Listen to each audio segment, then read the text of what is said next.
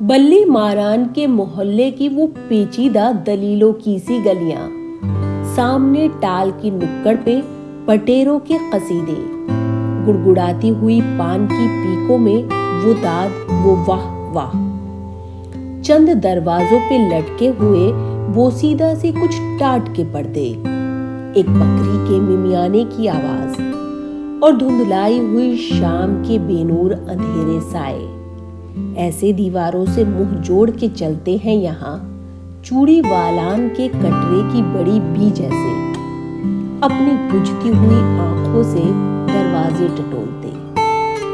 इसी बेनूर अंधेरी सी गली कासिम से एक तरतीबे चरागों की शुरू होती है, एक पुराने सुखन का सफा खुलता है, असदुल्ला खान गालिब का पता मिलता है। अस्सलाम वालेकुम, मैं हूँ नाज़मा खान और आज मैं हूँ दिल्ली 6 की बल्ली मारान की गली कासिम जान में।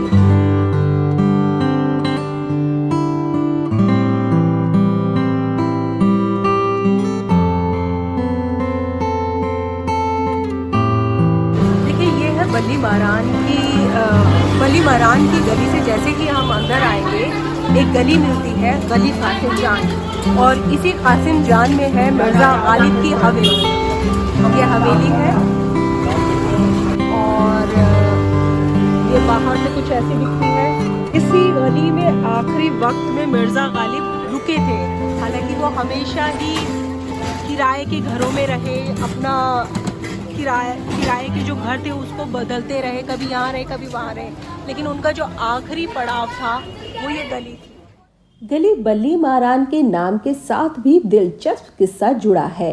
कुछ लोगों के मुताबिक ये मेकर्स ऑफ बल्लीज यानी कि मछुआरों से जुड़ी हुई गली थी, लेकिन गालिब के खतों में इसका मतलब बिल्ली मारान यानी कि किलर्स ऑफ कैट्स के तौर पर किया गया है। लेकिन ये गली हिस्टोरिकली अपने हकीम्स और यूनानी मेडिसिन्स के लिए फेमस थी, और शायद बहुत कम ही लोग जानते होंगे कि famous freedom fighter Hakim Ajmal Khan का भी नाता इसी बल्ली मारान गली से था। वो शरीफ खानी फैमिली से आते थे, जो मुगल्स के फिजिशियंस के सदस्यों में से एक परिवार था। और माजी के पन्नों को पलटें तो पता चलता है कि जिंदगी का लंबा वक्त एक शहर से दूसरे शहर भटकने वाले गालिब की ये हवेली उन्हें एक हकीम ने ही दी थी।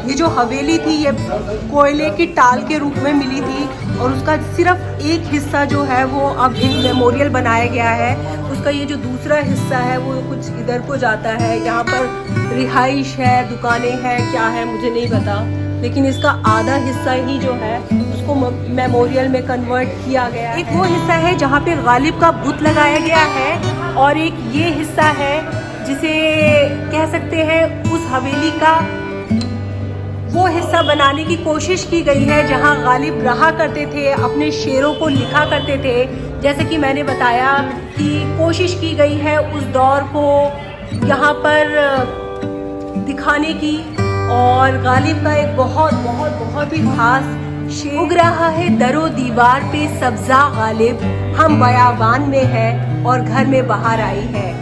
गालिब का हर शेर अपने आप में मुकम्मल कहानी कहा करता था। गालिब की एक हुक्का के साथ तस्वीर भी है यहाँ पर। बेशक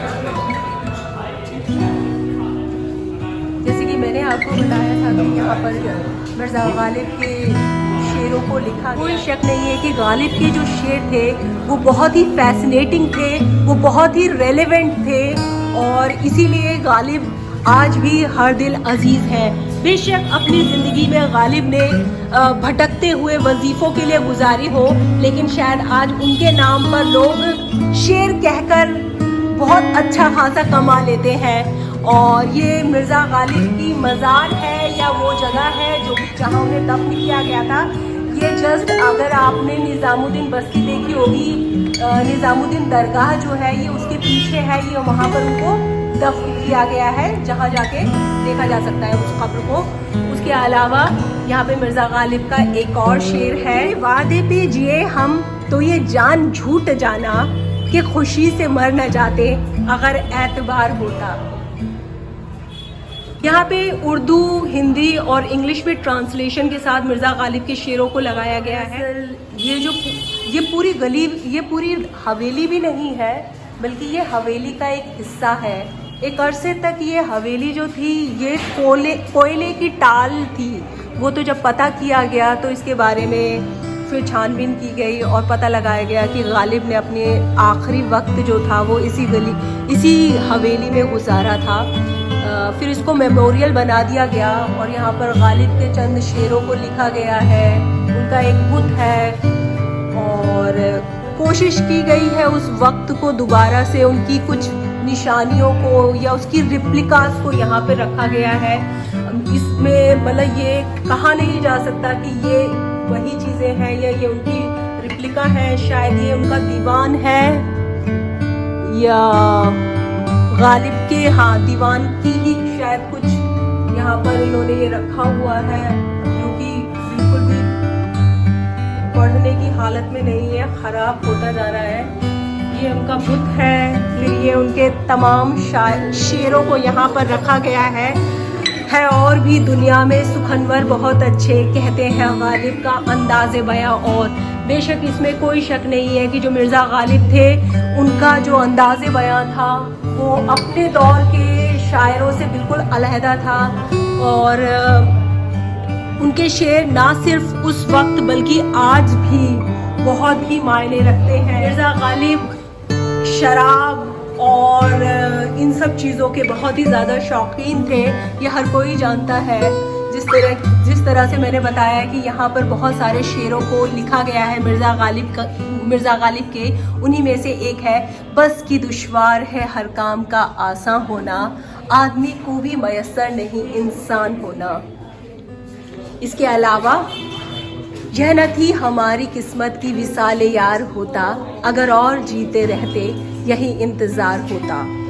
जैसे कि मैंने बताया कि यहाँ पे गालिब के कुछ शेर हैं, जिनमें से कुछ है, इश्क मुझको नहीं वहशत ही सही, मेरी वहशत तेरी शोहरत ही सही। इसके अलावा एक और शेर है, कहूँ किससे मैं कि क्या है, शबे गम बुरी बला है, मुझे क्या बुरा था मरना गर एक बार होता। कि कहाँ की दोस्ती है कि बने हैं दोस्त ना है, कोई चारा साज होता कोई गम गुजार होता। है कि ये हवेली में तमाम जगह मिर्ज़ा गालिब के शेर लिखे हुए हैं और ये उनका एक बुत बनाया हुआ है।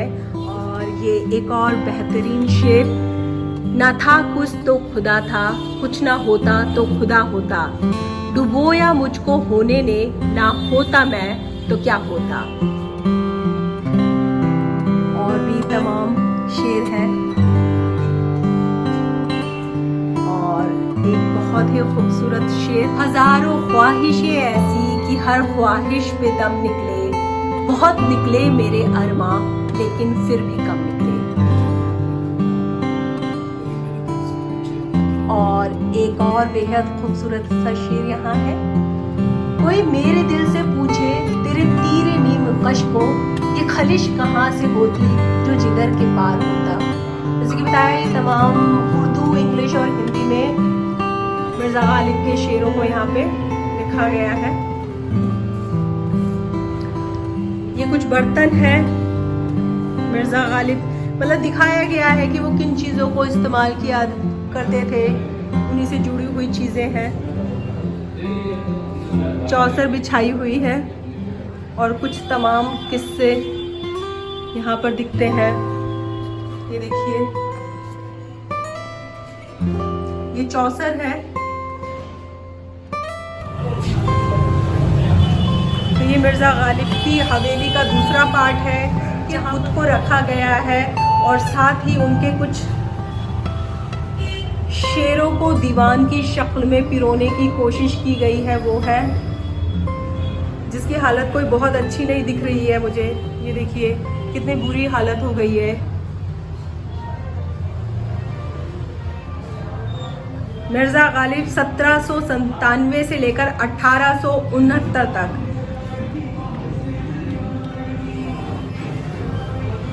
यहाँ पे उनकी जो अहलिया थी, उनकी जो बेगम थी, उमराव बेगम, उनके बारे में भी कुछ जानकारी है। ये उनके तमाम घरों की भी कुछ तस्वीरें हैं।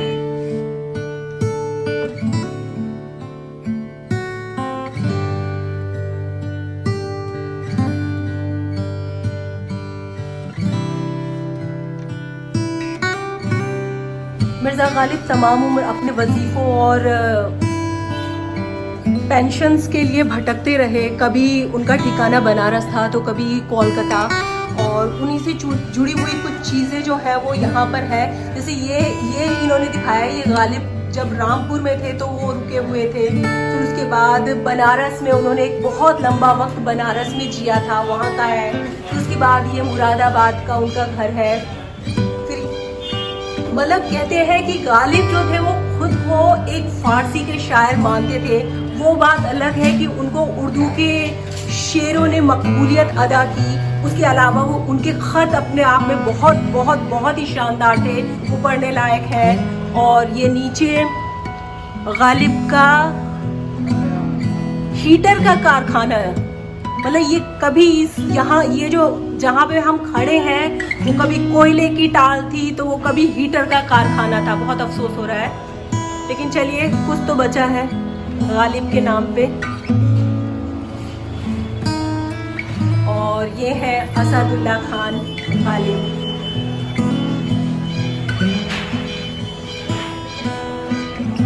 ये उनके आगरे का था। बेसिकली जो नौशाह मिर्ज़ा थे वो आगरे से ही दिल्ली आए थे, और चूंकि उनकी यहाँ पे शादी हुई थी तो वो अपनी बेगम के घर ही रहते थे।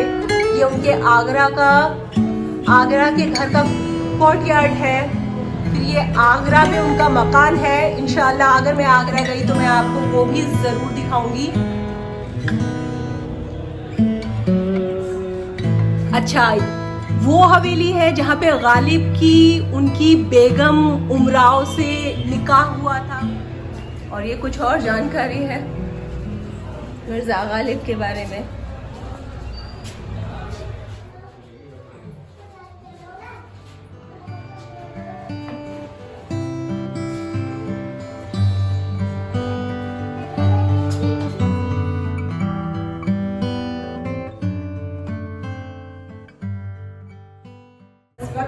मिर्ज़ा गालिब की हवेली है।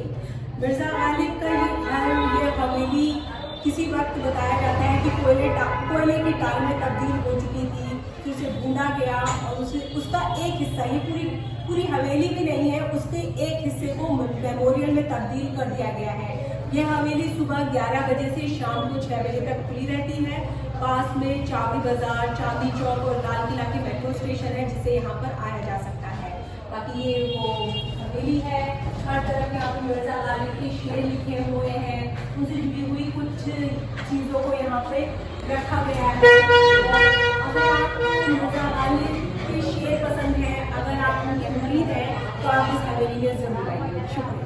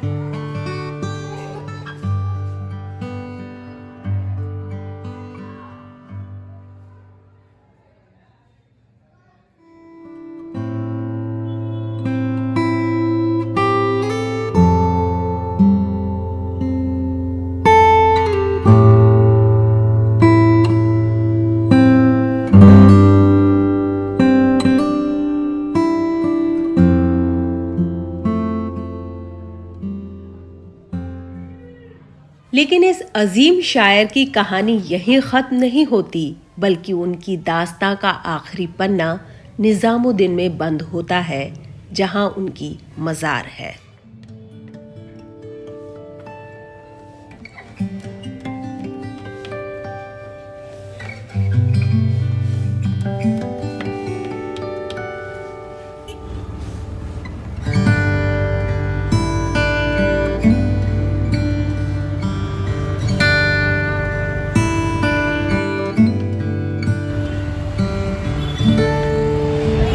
जो रास्ता निज़ामुद्दीन दरगाह के लिए जाता है वही रास्ता मिर्ज़ा गालिब की मज़ार के लिए भी जाता है।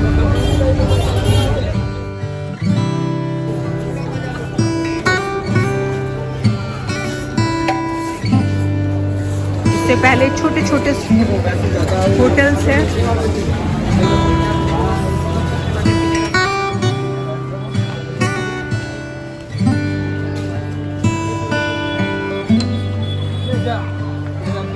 मिर्ज़ा गालिब से की मज़ार के साथ ही लगी हुई ये गालिब अकेडमी है, और वो उधर पीछे उसकी मज़ार है, और इधर से निज़ामुद्दीन औलिया की दरगाह के लिए रास्ता जाता है।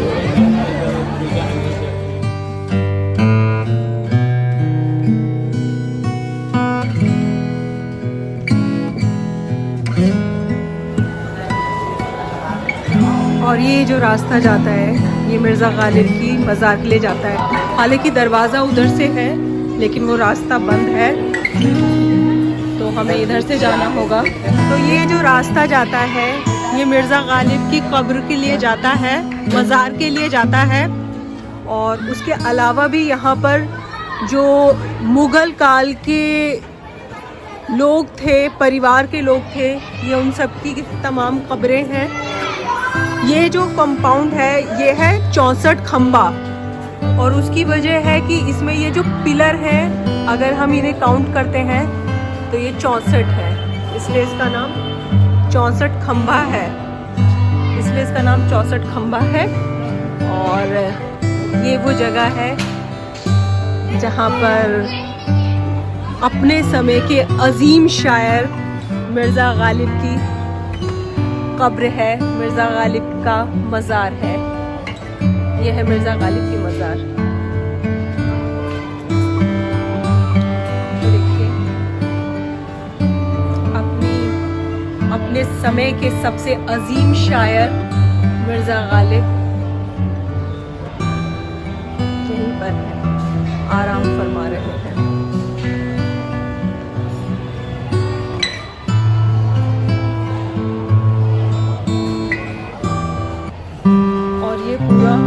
छोटा सा कंपाउंड बना हुआ है, और उनकी कब्र के ठीक सामने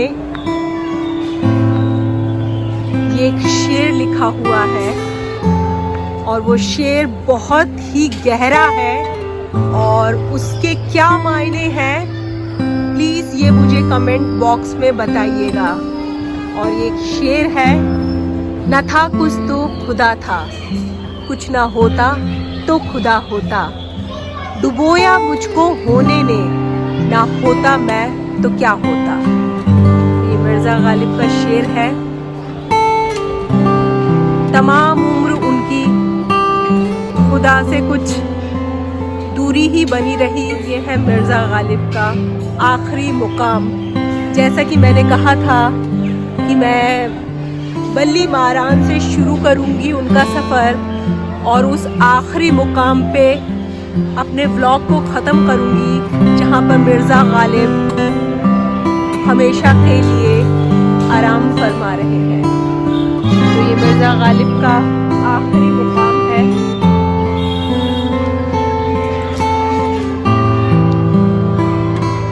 सूरज ढल रहा है, शाम होने वाली है, और जिस तरह से अंग्रेज़ी हुकूमत आ रही थी और मुगलिया सल्तनत का सूरज डूब रहा था, वो दौर मिर्ज़ा गालिब ने देखा था। 1857 का विद्रोह उन्होंने देखा था। दरअसल जो मेन एंट्रेंस है वो शायद यहाँ से है, लेकिन वो बंद ही रहती है। देखिए, ये जो है ये मेन एंट्रेंस है, लेकिन ये बंद रहती है। और जो यहाँ पर मिर्ज़ा गालिब के लिए लिखा गया है वो मैं पढ़ के सुना देती हूँ। मिर्ज़ा असदुल्ला बेग खान गालिब, 1797 से 1869। दिल्ली के उर्दू और फारसी के मशहूर और बेहद लोकप्रिय शायर मिर्ज़ा गालिब का जन्म आगरा में हुआ था। उनका निकाह 13 साल की उम्र में नवाब इलाही बख्श खान की बेटी उमराव बेगम के साथ हुआ था और उसके बाद वो दिल्ली आ गए। यह शहर उन्हें बेहद पसंद था और उन्होंने इसे मरते दम तक नहीं छोड़ा। उन्होंने अपना उपनाम गालिब रखा था, जिसका मतलब है अजय, श्रेष्ठ और सर्वोत्कृष्ट। दक्षिण एशिया के महान शायर माने जाने वाले गालिब की शायरी की खास बात यह है कि ये सहज ही दिलों को छू लेती है और इनका मतलब गूढ़ होता है, जो किसी को भी जीवन के लौकिक, भावनात्मक और आध्यात्मिक पहलुओं और दुनिया से रूबरू कराने की क्षमता रखती हैं। उनके साहित्य की यह धरोहर न केवल हमेशा प्रेरित करती रहती है, बल्कि इसे लोकप्रिय संस्कृति के रूप में भी अपनाया गया है। तो ये असदुल्ला खान मिर्ज़ा गालिब की कब्र पे लिखा हुआ उनका एक छोटा सा इंट्रोडक्शन है।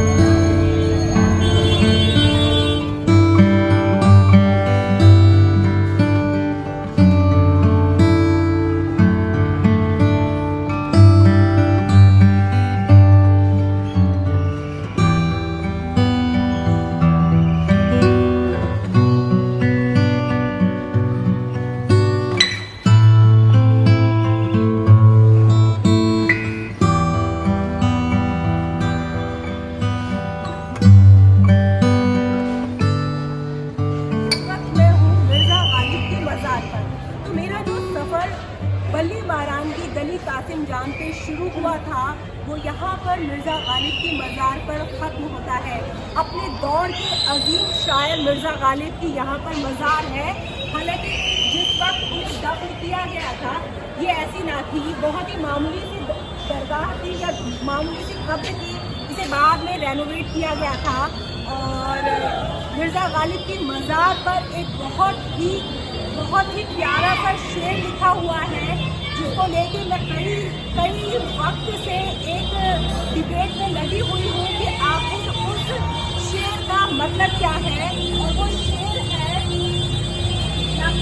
न था कुछ तो खुदा था, न कुछ होता तो खुदा होता, डुबोया मुझको होने ले, न होता मैं तो क्या होता।